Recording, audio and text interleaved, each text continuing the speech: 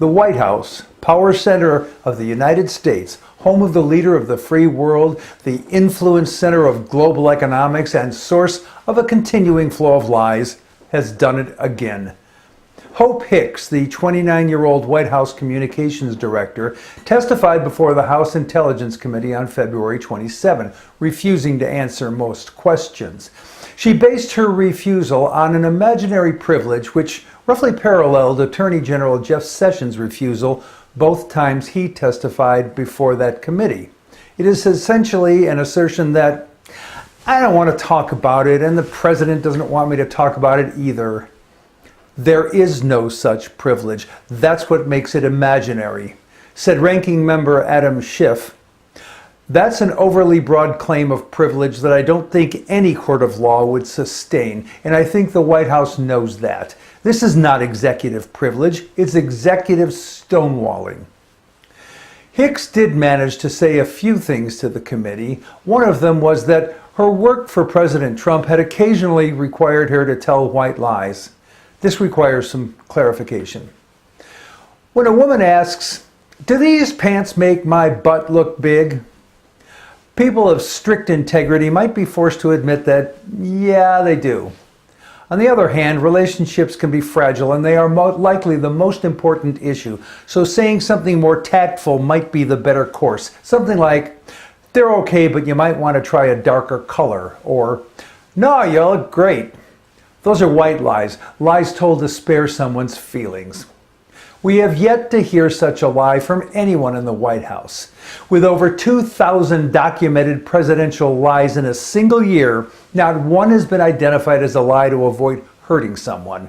No press briefing, commonly packed with lies, distortions, and misdirection, has included white lies. Not a single cabinet briefing has included a white lie. It beggars the imagination that Hope Hicks, alone in a swamp of lies, would be the sole dispenser of white lies, this in the name of the president of prevarication. No, she's just another West Wing liar, and now she's gone like dozens before her. And another thing. Jared Kushner, son-in-law to the president, unpaid handler of everything, including Middle East peace, can't get a security clearance. In fact, he will never get a top security clearance, even though for well over a year he's been privy to the most sensitive of America's secrets. At the same time, he's held numerous meetings with top officials of other countries, many without another pair of American ears present, and he has discussed his private financial interests at the same meetings. He proposed setting up a private communication scheme with Moscow, with his base to be in the Russian embassy. And it's been reported that the Chinese are working him in an influence operation. This too smart for American interests agent is ripe for being blackmailed and putting us all at risk.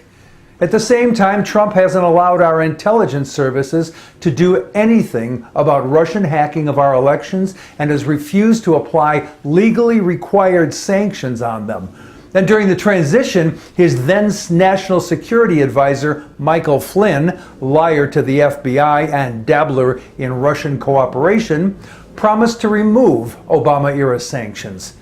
Trump unmasked an Israeli agent to the Russians. He's had numerous contacts with Vladimir Putin without so much as an American translator present. He's refused to appoint ambassadors to nations in key flashpoints around the world, including South Korea. And he has decimated our diplomatic corps. There's far more, of course, but the key question is, how many years will it take for the United States to recover from Trump compromising and even betraying our country? Indeed, will we ever be able to recover? I'm Jack Altshuler.